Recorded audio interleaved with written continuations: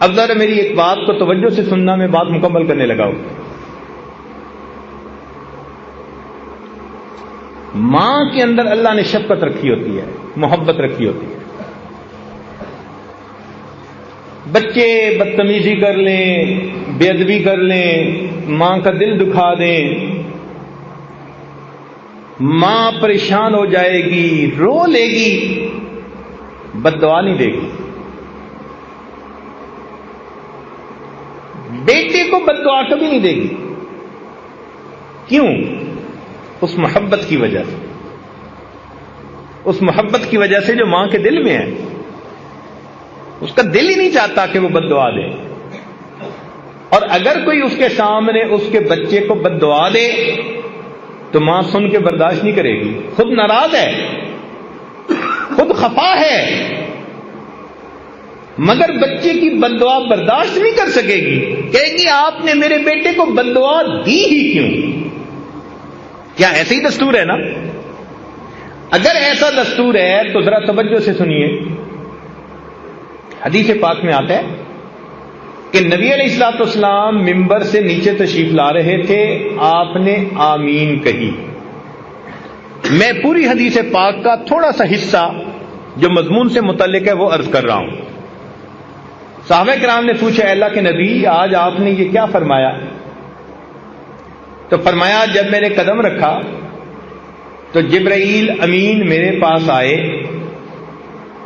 اور انہوں نے بد دعا دی، باعودہ، برباد ہو جائے وہ شخص جس نے رمضان کا مہینہ پایا اور اپنی بخشش نہ کروائی۔ اب یہ بد دعا کس نے دی؟ جبریل علیہ السلام نے۔ اور یہ بھی ذہن میں رکھیں کہ فرشتے کوئی کام خود نہیں کرتے۔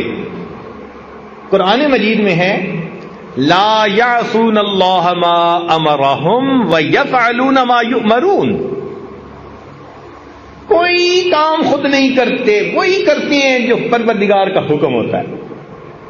اس کا مطلب ہے کہ جبریل علیہ السلام آئے نہیں، بھیجے گئے تھے اللہ تعالی کی طرف سے۔ انہوں نے آ کر یہ بد دعا دی، برباد ہو جائے وہ شخص جس نے رمضان کا مہینہ پایا اور اس نے اپنی بخشش نہ کروائی۔ اب اس بد دعا کو سن کے نبی علیہ السلام کو امت کے اوپر کتنی شفقت تھی، رات کو سجدے میں اتنا روتے تھے، غار میں روتے تھے، دعائیں مانگتے تھے، اتنی امت کے اوپر شفقت تھی، رحمت تھی۔ تو اگر آپ بد دعا سنتے تو آپ تو سن کے تو فوراً کہتے کہ جبرائیل بد دعا میری امت کے لیے کیوں کر رہے ہو، مگر نہیں۔ حدیث پاک میں آتا ہے کہ جبرائیل علیہ السلام نے بد دعا دی اور نبی علیہ الصلوۃ والسلام نے فرمایا آمین۔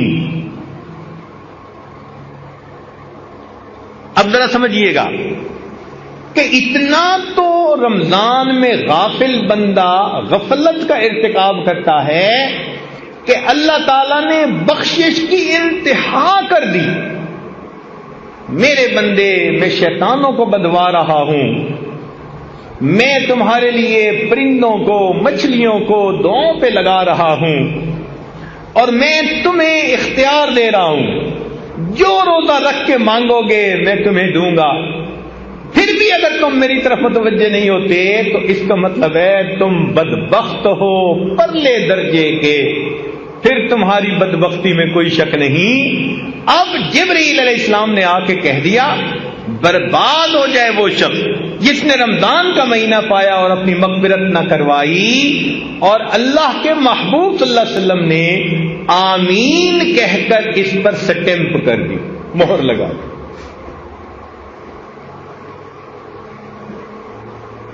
تو رمضان کے بعد کا دن یا تو ہمارے لیے عید ہوگا یا ہمارے لیے وعید ہوگا۔ عید کا مطلب ہوتا ہے خوشی کا دن، اور وعید ہوتا ہے بندے کے لیے سزا کا دن۔ جن کی تو بخشش ہو گئی ان کی تو عید ہوگی، اور جن کی بخشش نہ ہوئی ان کے لیے وعید ہو۔ اب یہ رمضان ایک نیک بندے اور غافل بندے کے درمیان علیحدگی کرنے کے لیے آیا ہے۔ کچھ وہ ہیں جو اس مہینے میں زندگی کو بدلیں گے، حقوق العباد پورے کریں گے، حقوق اللہ پورے کریں گے، پچھلے گناہوں کی معافی مانگیں گے، زندگی کے رخ کو بدل لیں گے۔ یہ ہوں گے جو اللہ کی رحمتوں سے حصہ پانے والے ہوں گے۔ اور کچھ ایسے بھی ہوں گے کہ جو زندگی کی روٹین تھی وہ وہی رکھیں گے، اللہ تعالیٰ کو محتاج نہیں کسی کے۔ ایسے لوگ اپنی پیشانی پہ بدبختی کی مہر لگوا دیں، اپنے جہنم میں جانے کا راستہ ہموار کر دیں گے۔ لہذا رمضان مبارک کے اس مہینے میں ہمیں اپنی زندگی کے بارے میں فکر مند ہونا چاہیے۔ اللہ رب العزت جب کام کرنے پہ آمادہ ہیں، بخشش پہ آمادہ ہیں، تو ہمیں اپنی بخشش کروانی چاہیے، اہتمام سے روزہ رکھیں اور اس کے آداب اور شرائط کو پورا کرنے کی کوشش کریں، عبادت کریں اور اپنے اللہ سے خوب مانگیں۔ یہ مانگنے کا مہینہ، بخشش کا مہینہ، اللہ تعالیٰ کی طرف سے عطا کا مہینہ ہے۔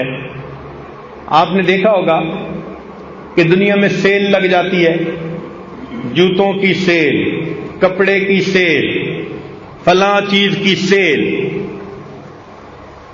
کوئی اس کا نام رکھتا ہے لوٹ سیل، کوئی نام رکھتا ہے میگا سیل۔